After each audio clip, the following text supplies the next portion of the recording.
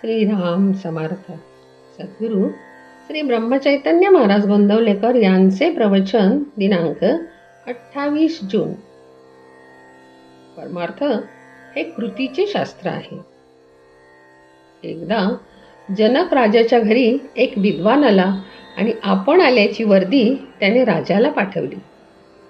आता राजा आपली पूजा करील असे त्याच्या मनात आले.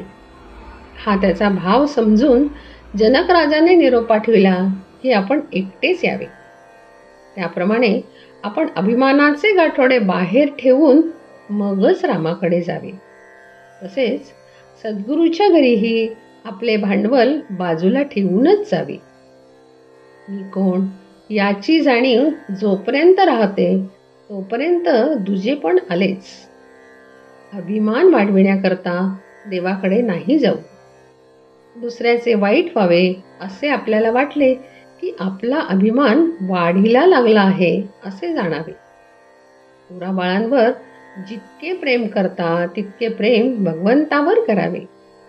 आपली आणि भगवंताची इच्छा एकच होणे हे परमार्थाचे सूत्र आहे. भगवंताची जी इच्छा तीच आपली करावी आणि आनंदात राहावे. अगदी निस्वार्थ बुद्धीने केलेले कर्तव्य कधी वाया जात नाही.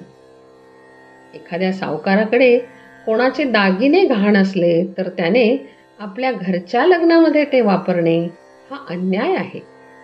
त्याचप्रमाणे आपली मुले बाळे ही देवाने आपल्याजवळ दिली आहेत. त्यांचे रक्षण करावे ते कर्तव्य होईल. पण त्यांच्या ठिकाणी आपलेपणा ठेवून सुखदुःख भोगणे हे मात्र पाप आहे. संन्याशाने भगवे वस्त्र धारण केल्यावर त्याचा थोडा तरी परिणाम बुद्धीवर होतोच.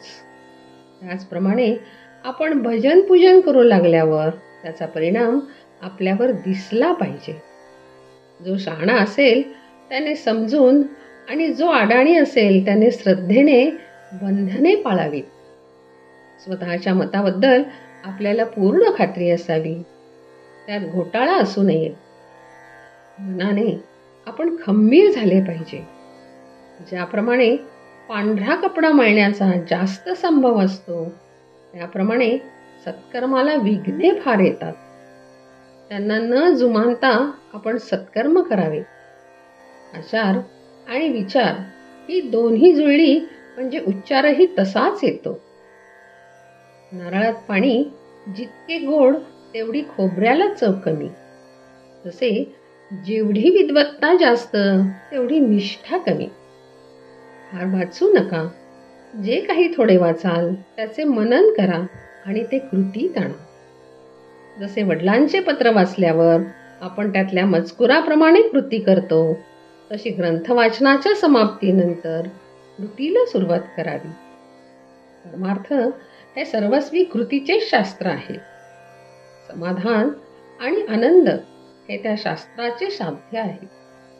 भगवंताच्या स्मरणात कर्तव्य केले की जीवनात आनंद उत्पन्न होतो. सर्व काही करावे पण खरे प्रेम साधनावर असावे. जानकी जीवन स्मरण. जय जय राम.